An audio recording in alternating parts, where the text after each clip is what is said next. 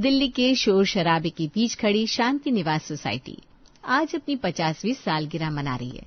Society के ठीक केंद्र में खड़ा है शर्मा निवास, जो इस पूरी बस्ती का दिल है। शर्मा परिवार का घर इतना बड़ा और ऐसी जगह पर है कि बिल्डर के नक्शे की हर लकीर यहीं आकर रुक जाती है। लेकिन घर के अंदर रामलाल जी की 50 सालों की यादों और उनके बेटों के संस्कारों पर उनकी बहुओं माया और चंचल का पॉश सपनों वाला कब्जा हो चुका है। चंचल, कल रात फिर से सामने वाले ब्लॉक की छज्जा गिरी है। अब तो पक्का समझो कि सरकार इस खटारा बिल्डिंग को गिराने का नोटिस चिपकाई देगी। दीदी, मेरे तो मन में लड्डू फूट रहे हैं। इस सिलन भरे घर से निकलकर जब हम साउथ दिल्ली की किसी पेंट हाउस में शिफ्ट होंगे ना, तो किटी पार्टी वाली सरोज की आंखें फटी की फटी रह जाएगी। और दीदी, सरोज तो क्या, वो जो शर्मा जी की बहू खुद को मिस इंडिया समझती है ना, उसे तो मैं अपनी बालकनी से खड़े होकर टाटा बाय बाय बोलूंगी। वो बेचारी तो वही पुरानी नलों से टपकता पानी भरेगी और हम बाथटब में गुलाब की पंखुड़ियां डालकर नहाएंगे। बाथटब तो छोटी बात है चंचल, मैं तो सोच रही हूँ घर में एक ऐसा झूमर लगवाऊं कि पड़ोसी उसे देखकर अंधे हो जाए। इस 50 साल पुराने घर ने हमारी जवानी खा ली, अब बुढ़ापा तो रानी की तरह कटेगा। बस दुआ करके ये बिल्डर हमारे घर के बिना काम शुरू ना कर पाए। अरे करेगा भी कैसे, हम सेंटर में जो बैठे हैं, हमारी साइन के बिना तो एक ईंट भी नहीं हिलेगी। तुम दोनों फिर से हवाई किले बनाने लगी। अरे ये घर नहीं मंदिर है मेरा, 50 सालों की याद है इसमें। बाबूजी, यादों से पेट नहीं भरता और न ही टपकती छत ठीक होती है। अब जमाना बदल गया है, हम इस खंडर को सोने की खदान बनाएंगे। माया, समझा करो, हमारे सारे यार दोस्त पड़ोसी इसी गली में है। नया घर मिल भी गया तो वो अपनापन कहाँ से लाओगे? अपनापन? सुनील जी, जिस दिन सीलिंग का प्लास्टर आपकी थाली में गिरेगा ना, उस दिन अपनापन याद नहीं आएगा। मुझे बस पॉश इलाका और लग्जरी चाहिए। भाई, चंचल सही कह रही है, हमारी जमीन का हिस्सा सबसे बड़ा है। अगर हम अड़ गए तो बिल्डर को घुटनों पर ला देंगे। ये लालच तुम सबको ले डुबेगा। जो पड़ोसी आज दुख सुख में साथ खड़े हैं, कल वही तुम्हें कोसेंगे और तुम्हारी वजह से उनका काम रुका तो। अरे कोसने दीजिए ना बाबूजी, जब हम मर्सिडीज से उतरेंगे ना, तो वही पड़ोसी ऑटोग्राफ मांगने आएंगे। तभी सोसाइटी का सेक्रेटरी और बिल्डर का आदमी खन्ना कागजात लेकर बरामदे में दाखिल होता है। शर्मा जी, मुबारक हो, पूरी सोसाइटी मान गई है। बस आप लोगों के साइन चाहिए, फिर अगले महीने से डिमोलिशन शुरू। इतनी जल्दी क्या है खन्ना जी, पहले ये बताइए कि हमें क्या मिल रहा है। सुना है बिल्डर हमें पास वाली झुग्गी के पास शिफ्ट कर रहा है। मैडम, वो प्राइम लोकेशन है, सबको वहीं फ्लैट्स मिल रहे हैं। सबको मिल रहे होंगे, पर हम सब नहीं है। हमारा घर सेंटर में। जब तक आप हमें शहर के सबसे महंगे इलाके में जमीन और मुंह मांगी रकम नहीं देते, हम पैन को हाथ भी नहीं लगाएंगे। मैडम, अब तो सीधा चांद मांग रही है। इतना कैश और ऐसी लोकेशन मुमकिन नहीं है। तो फिर हमारी छत से गिरता हुआ प्लास्टर भी मुमकिन नहीं है। वर्मा जी, आप जाइए, अपने जेसीबी को किसी खिलौने की दुकान पर बेच दीजिए, क्योंकि हमारे घर के बिना आपकी सोसाइटी का नक्शा अधूरा है। माया, ये तुम क्या कह रही हो? पूरी सोसाइटी का रिकंस्ट्रक्शन रुक जाएगा, लोग परेशान होंगे। अरे होने दीजिए, मुझे सोसाइटी की चिंता नहीं है, अपनी लाइफस्टाइल की चिंता है। देखिए, आप समझने की कोशिश कीजिए, प्रोजेक्ट लेट होगा तो सबका नुकसान होगा। तो फायदा भी तो सबका होना चाहिए ना। हमें वो डील चाहिए जो हमने मांगी है, वरना आप अपना जेसीबी वापस ले जा सकते हैं। बेटा, इतना हठ ठीक नहीं। पड़ोसी खिड़कियों से झांक रहे, सब उम्मीद लगाए बैठे हैं कि नया घर बनेगा। बाबूजी, आप अंदर जाकर आराम कीजिए, ये बिजनेस की बातें हैं। वर्मा जी, साफ बात है, पॉश एरिया में प्लॉट, कैश और फिर हमारे साइन। खन्ना और वर्मा मायूस होकर निकलते हैं, जहां पड़ोसी की भीड़ उन्हें घेर लेती है। क्या हुआ खन्ना भाई, शर्मा जी ने साइन किए? अरे भाई, वहां तो बहुओं ने मोर्चा संभाल रखा है। कह रही है जब तक आलीशान बंगला नहीं मिलेगा तब तक काम शुरू नहीं होने देंगी।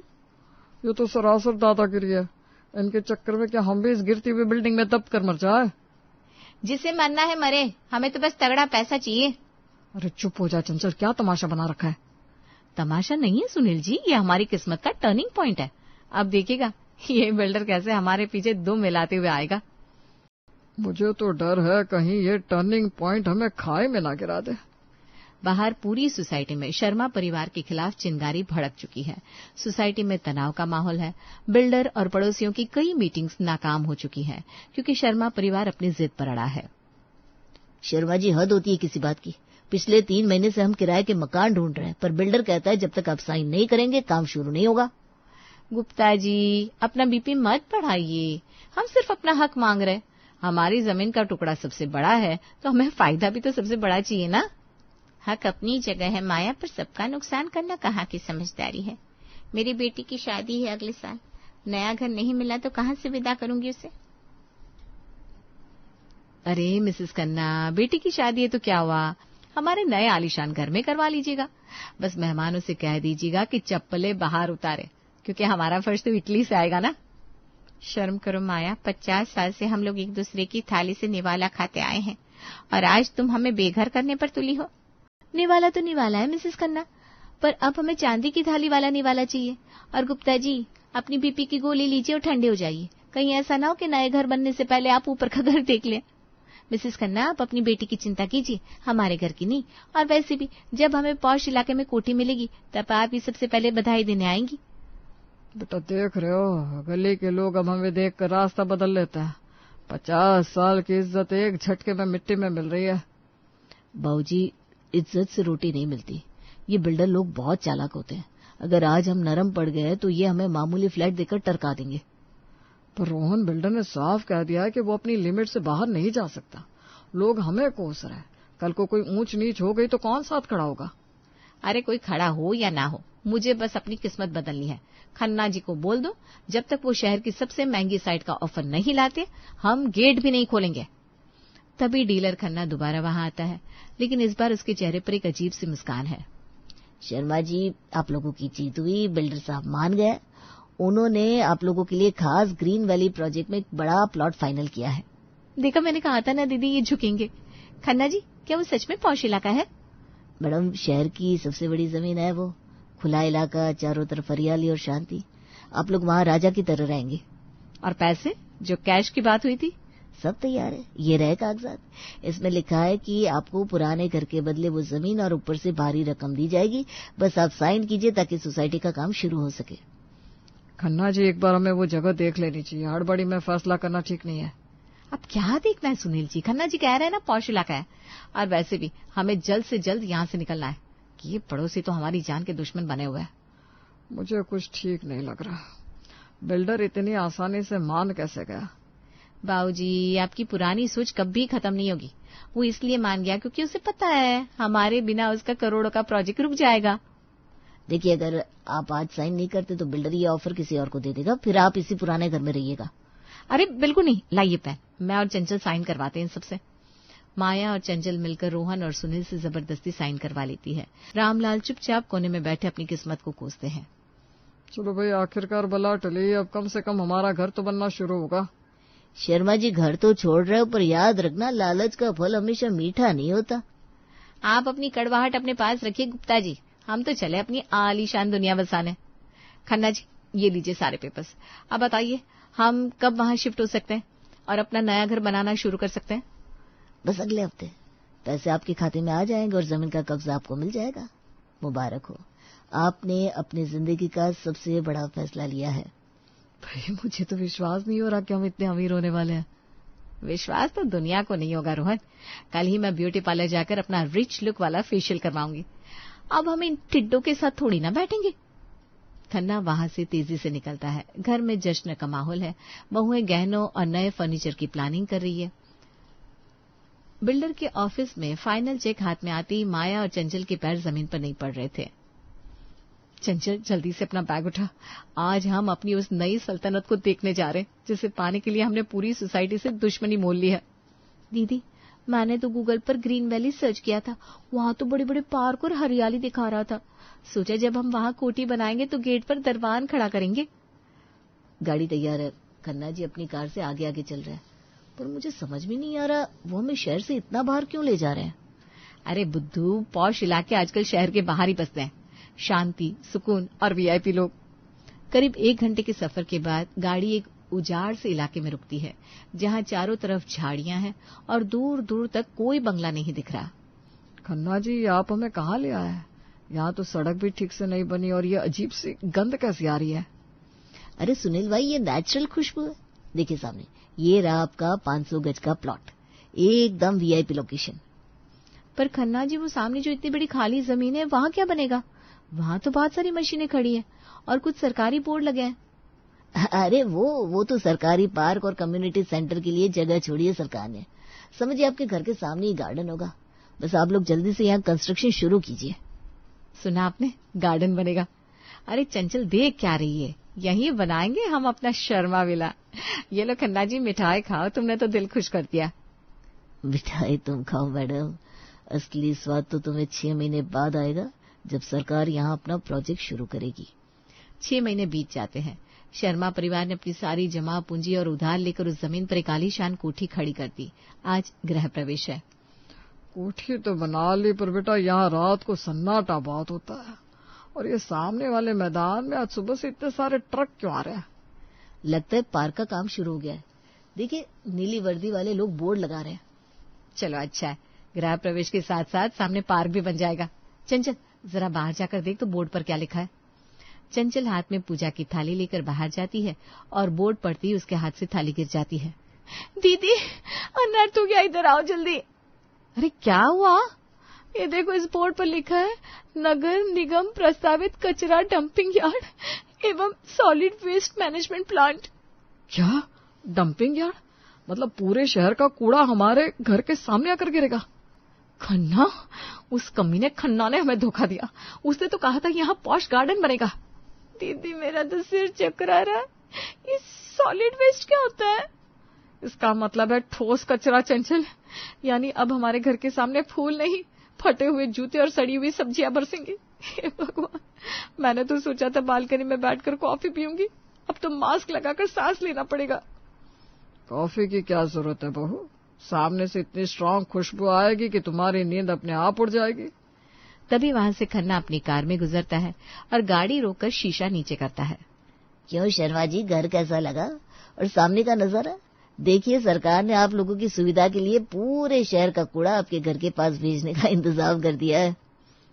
तूने हमें धोखा दिया, तूने कहा था ये पॉश इलाका है।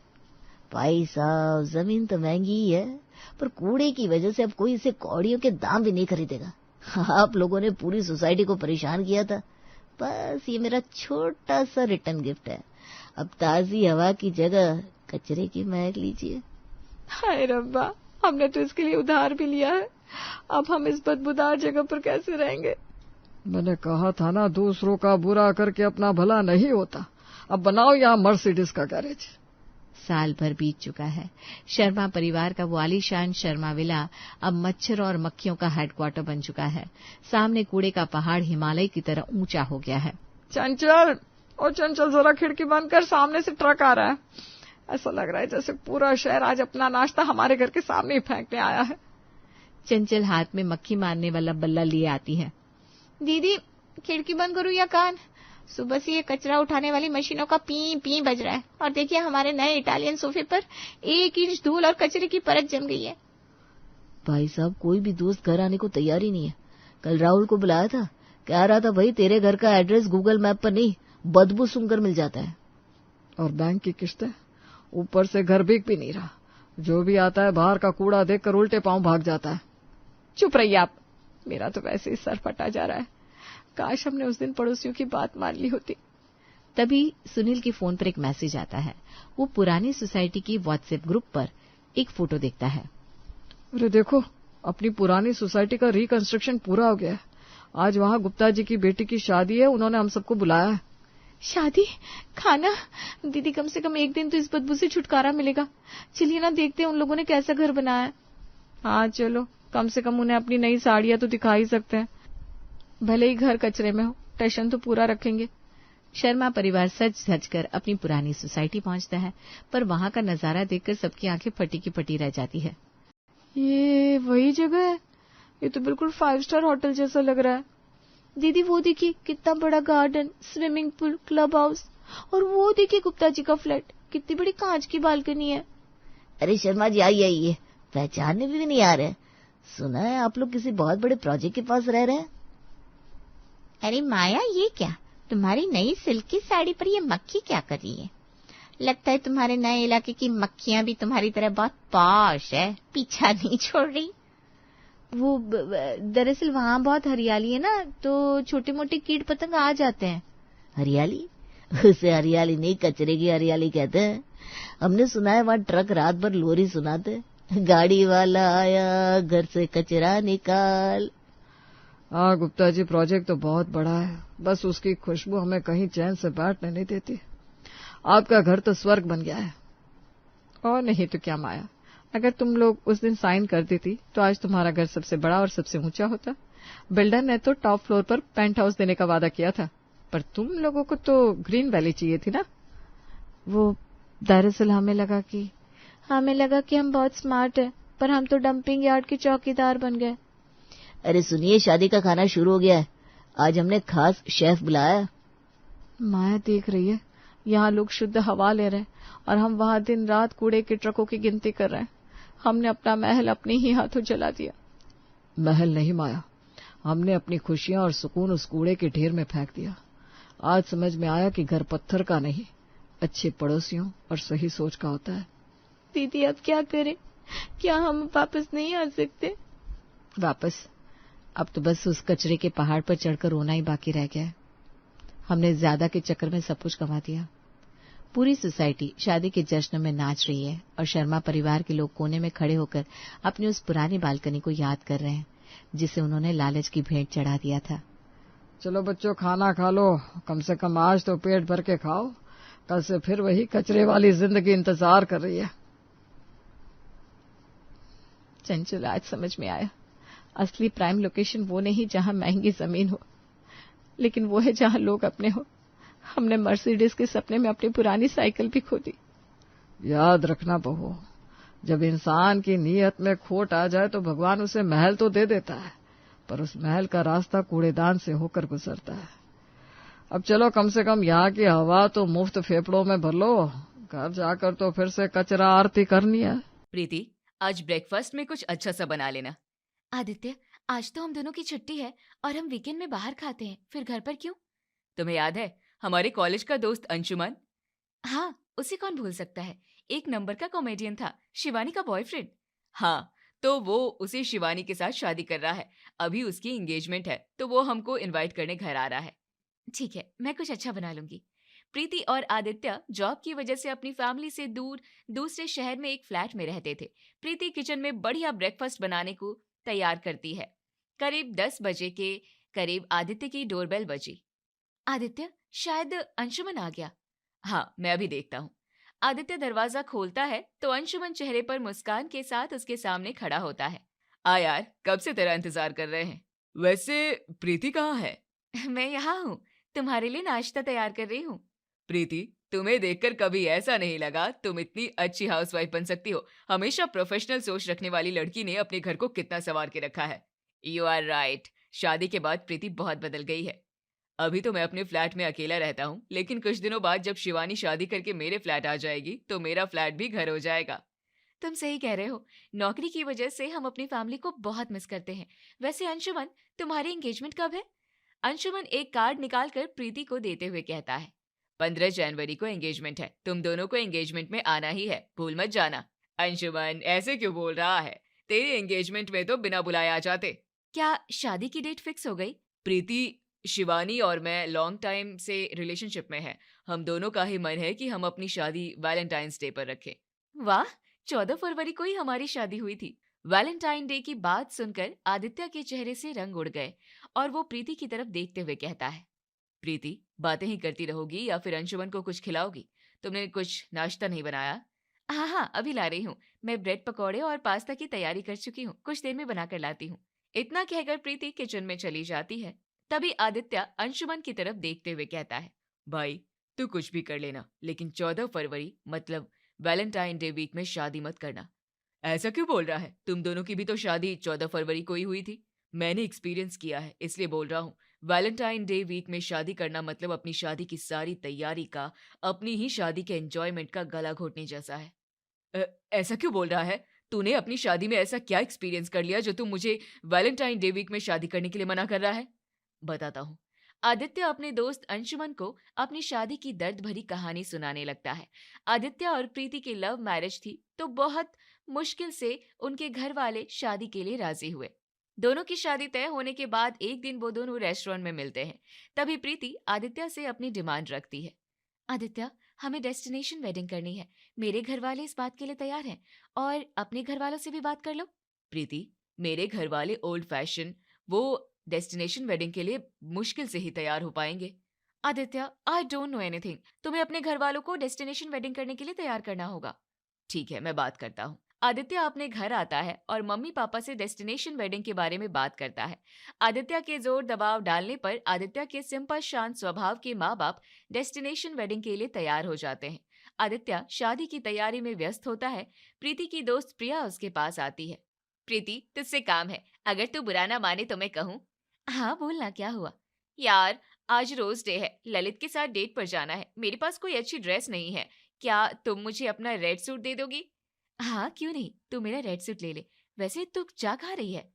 वो ललित ने ग्रैंड यार्क होटल में मेरे लिए रोज डे की स्पेशल डिनर नाइट की बुकिंग कर रखी है। तेरी तो शादी होने वाली है, जीजा जी ने कोई होटल या रेस्टोरेंट में ले जाने को नहीं बोला? प्रिया, वो तो बड़ा होटल और डेट पर ले जाएंगे, सुबह से एक कॉल तक नहीं आया। हे भगवान, वैलेंटाइन डे का पहला दिन ही भूल गए, ऐसा कौन करता है? खैर, मुझे तू सूट दे दे, मुझे जल्दी निकलना है। हाँ अभी देती हूँ। प्रीति प्रिया को सूट दे देती है। प्रिया वहां से चली जाती है। इतने में आदित्य प्रीति को फोन करता है। प्रीति जानबूझकर गुस्से में उसका फोन नहीं उठाती। अभी डेकोरेशन सेलेक्ट करने के लिए फोन करना है, ये लड़की फोन नहीं उठा रही है और फिर बाद में कलेश करेगी। चलो मैं मैसेज करके पूछता हूँ। आदित्य प्रीति को टेक्स्ट करता है पर वो मैसेज का जवाब नहीं देती। तभी वो दोबारा से कॉल लगाता है। प्रीति गुस्से में फोन उठाती है। क्या हुआ, क्यों कॉल पर कॉल किए जा रहे हो? तुम ऐसे क्यों बोल रही हो? सब कुछ तो तुम्हारे मन का ही हो रहा है। मेरे मन का? ये मेरे मन का हो रहा है कि आज रोज डे है, मुझे एक गुलाब का फूल तो दूर, हैप्पी रोज डे का एक मैसेज तक नहीं मिला। यार सॉरी, शादी की तैयारी में इतना बिजी था कि याद ही नहीं रहा। ऐसे ही तुम एक दिन मुझे भी भूल जाओगे। प्रीति प्लीज, तुम ऐसे मत बोलो, मुझे माफ कर दो और बताओ तुम्हें क्या चाहिए। ठीक है आदित्य, ये हमारी शादी से पहले आखिरी वैलेंटाइंस है। मुझे इस रोज डे को बहुत यादगार बनाना है, इसलिए मुझे रेड रोज से सजा हुआ रूम, एक रोमांटिक डिनर और तुम्हारे साथ डांस करना है। ठीक है, अभी 2 बजे हैं, रात तक हो जाएगा। मैं बहुत एक्साइटेड हूँ। आदित्य प्रीति का फोन काटकर होटल डेकोरेटर को फोन करता है। सर, मुझे आज रात डिनर के लिए एक रूम बुक करना है जिसकी रेड रोज से डेकोरेशन करनी होगी।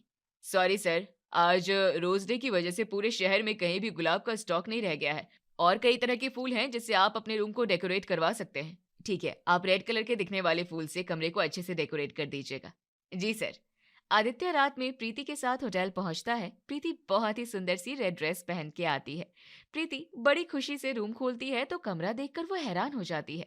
वाह आदित्य, मैंने रेड रोज की डेकोरेशन के लिए बोला था और तुमने ये गेंदे गुड़हल के फूलों से डेकोरेशन करा दी।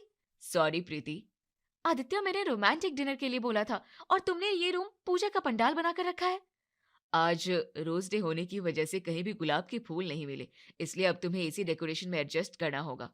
आदित्य, अब तुम्हारी लाइफ में मेरी वैल्यू कम हो गई है, वरना तुम वैलेंटाइन डे का पहला दिन ही भूल जाते। ऐसा आज तक नहीं हुआ। प्रीति, ऐसा कुछ भी नहीं है।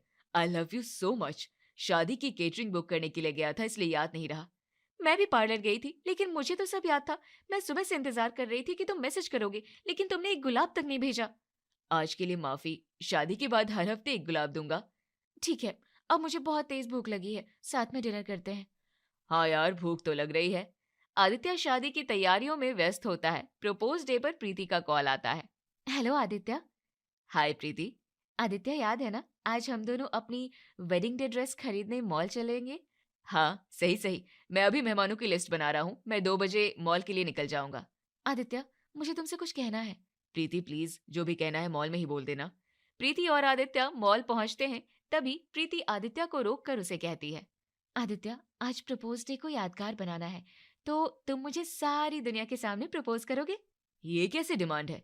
मुझे मॉल के एंट्रियम में सबके सामने प्रपोज करना। हम इस प्रपोज डे को कभी नहीं भूलना चाहते हैं। यार, इस मॉल में मेरे गांव के कितने लोग घूमते रहते हैं, अगर मैं सबके सामने तुम्हें प्रपोज करूंगा। आदित्य, तुम हर बात में ऐसे ही करते हो। शॉपिंग कर लो, उसके बाद तुम्हें प्रपोज करना ही है। हाँ, शॉपिंग कर लेते हैं। आदित्य प्रीति का पहले से सिलेक्टेड लहंगा लेकर अपनी शेरवानी लेने के लिए एक स्टोर पर जाता है, पर उसके दिमाग में प्रीति को एंट्रियम में प्रपोज करने का प्रेशर चल रहा था। आदित्य, मैं अपनी मैचिंग चूड़ी ले आऊं, तब तक तुम शेरवानी सिलेक्ट करो, उसके बाद तुम्हें मॉल के बीचों बीच मुझे प्रपोज करना है। ठीक है। प्रीति वहां से चली जाती है। सर, आपको कैसी शेरवानी चाहिए बता दें?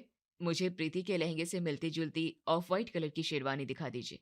जी देखिए सर, वो सामने सारी ऑफ वाइट और ब्लैक कलर की लगी हुई है। आदित्य प्रीति की डिमांड के बारे में सोचते सोचते ऑफ वाइट कलर की शेरवानी की जगह पर ब्लैक शेरवानी उठा लाया। ये वाली अच्छी है। सर, आपको तो ऑफ वाइट शेरवानी चाहिए थी, क्या ये पैक करनी है? जी बस वही पैक कर दो। आदित्य ब्लैक शेरवानी को पैक कराकर प्रीति के पास आता है और उसके बाद प्रीति अपनी धुन में उसकी शेरवानी तक नहीं देखती। चलो, अब हमारी शॉपिंग हो गई, अब मुझे सबके सामने प्रपोज करो। प्रीति मान जाओ, ऐसा मत करो। ठीक है, मान जाती हूँ, ये कपड़े वापस कर देती हूँ, फिर तो शादी भी नहीं करनी। सॉरी, चलो मैं तुम्हारी खुशी के लिए ये भी करता हूँ। आदित्य एंट्रियम में आकर घुटनों पर बैठ जाता है, हाथ में गुलाब लिए। वहां से गुजर रहे आसपास के लोग उसे देखने के लिए खड़े हो जाते हैं। प्रीति के चेहरे पर चमक, पर आदित्य को अंदर से घबराहट हो रही थी। वो प्रीति को धीरे से प्रपोज करता है। विल यू मैरी मी? आदित्य, ये प्रपोजल है या सीक्रेट मीटिंग? थोड़ा तेज से बोलो। Preeti, will you marry me? Yes, love you Aditya. एंट्रियम तालियों से गूंज उठती है। प्रीति खुश थी, पर आदित्य के चेहरे पर मुस्कान नहीं होती है। इसी तरह आदित्य उनकी शादी की तैयारी और वैलेंटाइन डे वीक में पेश रहा था। सब डेस्टिनेशन वेडिंग के लिए वेन्यू पर आ गए थे। शादी के फंक्शन के बीच चॉकलेट डे पड़ा। आदित्य फंक्शन और ज्यादा लोगों के साथ में प्रीति के लिए चॉकलेट लाना भूल गया। शाम के टाइम प्रीति गुस्से में, अभी वाइफ बनी भी नहीं हूँ, पहले ही वैल्यू कम कर दी। हमारी शादी का पहला फंक्शन तो जबरदस्त हुआ, तुम्हारा मूड क्यों खराब है? पूरे दिन मैं तुम्हारे सामने रही, पर तुमने मुझे एक चॉकलेट देना तो दो, चॉकलेट डे विश भी नहीं किया। प्रीति, आज तो पूरा दिन बिजी रहा। तुम्हारा रोज का यही है, एक दिन सही सही से विश नहीं किया। अब गुस्सा मत हो, मैं अभी चॉकलेट मंगाता हूँ। मुझे नहीं चाहिए। इतना कहकर प्रीति वहां से चली जाती है और आदित्य अपने मामा के बेटे विशु से चॉकलेट मंगाता है, पर वैलेंटाइन वीक की वजह से चॉकलेट के छोटे छोटे पैकेट मिल पाते हैं। आदित्य विशु से कहता है, ये चॉकलेट लड़की वालों की ओर पहुंचनी है, अपनी भाभी को देना, बोलना आदित्य भाई ने भिजवाई है। ठीक है भाई। विशु लड़की वालों की ओर जाता है। प्रीति उसके हाथ में चॉकलेट हैम्पर देखती है। वो उसे लेती उससे पहले मंगला ताई विशु से बोली, विशु बेटा, ये क्या गिफ्ट है? ताई, इसमें चॉकलेट है, आदित्य भाई ने भिजवाई है। ठीक है, ला मुझे दे दे। जी ताई। मंगला उसके हाथ से चॉकलेट लेकर बच्चों को आवाज लगाते हुए कहती है, आ जाओ, सब बच्चों के लिए चॉकलेट आई है। आदित्य को तो मैं बताऊंगी, ये छोटी छोटी चॉकलेट देकर भला चॉकलेट डे कौन मनाता है? मंगला सारा चॉकलेट बच्चों में बांटकर एक चॉकलेट हाथ में ले प्रीति के पास आई। ये ले, तू भी खा ले, लड़के वालों की तरफ से बच्चों के लिए चॉकलेट आई थी। जी ताई। इस तरह शादी के चलते आदित्य और प्रीति का चॉकलेट डे भी बर्बाद हो गया। आदित्य हर रोज इसी तरह प्रीति को मनाता रहता है। शादी के 2 दिन पहले हक डे, पूरा वेन्यू मेहमानों से भरा। आदित्य प्रीति के गुस्सा हो जाए इसलिए वो उसे कॉल करता है। प्रीति कॉल उठाती है। हेलो आदित्य। हेलो प्रीति, हैप्पी हक डे। आज मैं नहीं भूला। अच्छा, तभी सुबह की चाय के टाइम पर ही फोन कर दिया।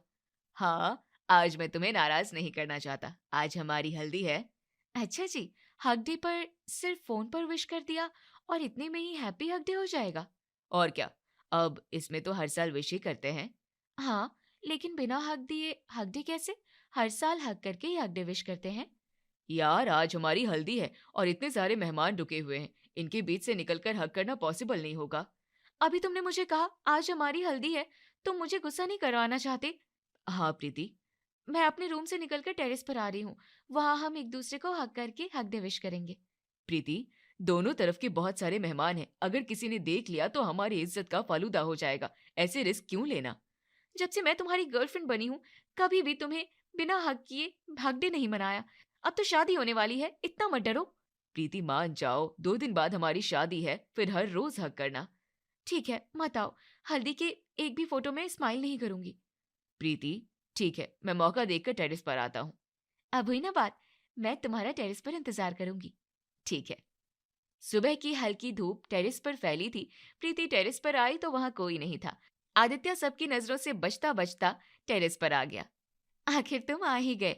यार, अब जल्दी से हक कर लो, वरना कोई आ गया तो गड़बड़ हो जाएगी। आदित्य जैसे ही प्रीति के करीब खड़ा होता है, तभी टेरेस पर धूप लेने के लिए आदित्य की माँ अलका और प्रीति की मंगला ताई आ गई। तुम दोनों अकेले यहाँ क्या कर रहे हो? कुछ नहीं माँ, बस बात करनी थी इसलिए यहाँ पर आ गया। अलका जी, आजकल के बच्चों में तो सब्र है ही नहीं। आज हल्दी की रस्म है, आज के दिन एक दूसरे को देखते तक नहीं है, और ये देखो दोनों चिपके खड़े हैं। ताई जी, हम बस अभी जा रहे हैं। प्रीति, लड़कों को इन बातों का ज्ञान नहीं होता, लेकिन तुम्हें तो पता है शादी की रस्में चल रही है, तुम्हें अकेले में मिलने की क्या जरूरत पड़ गई। सॉरी ताई जी। आदित्य और प्रीति, तुम दोनों नीचे जाओ, दोबारा से ये गलती नहीं होनी चाहिए। इतने मेहमानों में हमारा मजाक बनवाना चाहते हो। सॉरी माँ, हम लोग नीचे जाते हैं। आदित्य प्रीति के साथ सीढ़ियों से उतरने लगता है। तभी आदित्य प्रीति की तरफ देखकर कहता है, प्रीति, मैं तुम्हें मना कर रहा था लेकिन तुम मानती ही नहीं हो। हक तो नहीं कर पाया पर बेइज्जती जरूर हो गई। इतने में प्रीति आदित्य को हक करते हुए, हैप्पी हक डे, अब रिस्क लेने का अफसोस नहीं होगा। प्रीति, कोई देख लेगा। अब मेरा काम हो गया, मैं चलती हूँ। इस तरह आदित्य और प्रीति का हक डे हुआ और किस डे वाले दिन उनकी मेहंदी थी। आदित्य और प्रीति आमने सामने बैठे मेहंदी लगवा रहे थे। प्रीति के दोनों हाथों में मेहंदी लगी होती है। तभी प्रीति अपनी फ्रेंड प्रिया से कहती है, प्रिया, आदित्य से जाकर बोल आज किस डे है। उसने मुझे किस नहीं किया, जब तक किस नहीं करेगा मैं उससे बात नहीं करूंगी। ठीक है, मैं बोल देती हूँ। प्रिया आदित्य के पास जाकर, जीजू, प्रीति बोल रही है आज किस डे है, और किस डे पर किस नहीं किया, ये तो गलत बात है। प्रिया, इतने सारे लोग हैं, मैं किस कैसे कर सकता हूँ। आप तो बड़े डरपोक हैं। अपनी होने वाली बीवी को किस करने में कोई इतना डरता है, और यहाँ तो हम फ्रेंड्स ही हैं, कोई बड़ा भी नहीं है जो आपको जज करेगा। प्रिया, कोई भी आ सकता है। ठीक है, तो फिर प्रीति की नाराजगी झेलने के लिए तैयार हो जाओ। ठीक है, उससे कह दो मैं उसे किस करूंगा, नाराज ना हो। फिर आ जाइए, वरना कोई घर का बड़ा आ जाएगा। आदित्य सामने बैठी प्रीति के पास जाता है और उसके गाल पर किस करने के लिए झुककर प्रीति के गाल पर किस कर लेता है। तभी पीछे से प्रीति की बुआ आ जाती है। हैप्पी किस डे। अरे दामाद जी, ये क्या कर रहे हो। बुआ जी, हैरान मत होइए, आज इनकी मेहंदी के साथ किस डे भी है, तो बस जीजू प्रीति को किस कर रहे थे। हे भगवान, क्या क्या देखना पड़ रहा है। एक तो अतरंगी शादी हो रही है, ऊपर से कहीं टेरेस पर कहीं हॉल में साथ साथ घूम रहे हैं। बुआ जी, आपको कोई काम था। मेहंदी लगवाने आई थी, लेकिन अब रहने दो। बुआ जी, मेहंदी लगवा लीजिए। ना बेटा, रहने दे। शीला वहां से चली जाती है। प्रीति और प्रिया ये देखकर हंसने लगती है, पर आदित्य की आंखों में अजीब सी घबराहट होती है।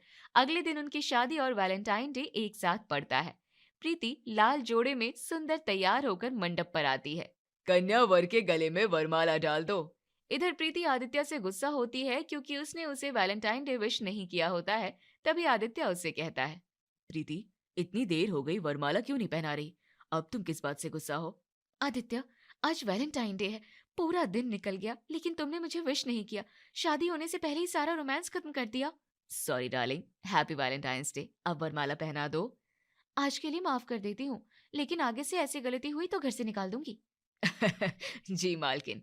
अंशुमन, तुमने सुना, 14 फरवरी को शादी करना कितना मुश्किल हो सकता है। तू सही कह रहा है यार, मैं ये गलती नहीं कर सकता। लड़कियां वैलेंटाइन डे पर शादी के लिए तो सहमत हो जाती हैं। शादी की तैयारी के बीच वैलेंटाइन डे वीक के नखरे उठाना कितना मुश्किल है। मैंने अपना मन बदल लिया। आदित्य किचन में काम कर रही प्रीति को आवाज लगाता है, प्रीति, ब्रेड पकौड़े तैयार हुए कि नहीं। ये लीजिए, नाश्ता तैयार है। वैसे मैं किचन में सोच रही थी, अगर अंशुमन की भी 14 फरवरी को शादी होगी तो अगले साल हम चारों साथ में एनिवर्सरी सेलिब्रेट करेंगे। ना प्रीति, मैं 14 को शादी नहीं कर रहा, मैंने डेट पोस्टपोन कर दी है। क्यों? प्रीति, मुझे क्यों ऐसे देख रही हो, इसमें मेरी कोई गलती नहीं है। अंशुमन और आदित्य एक साथ हंसने लगते हैं।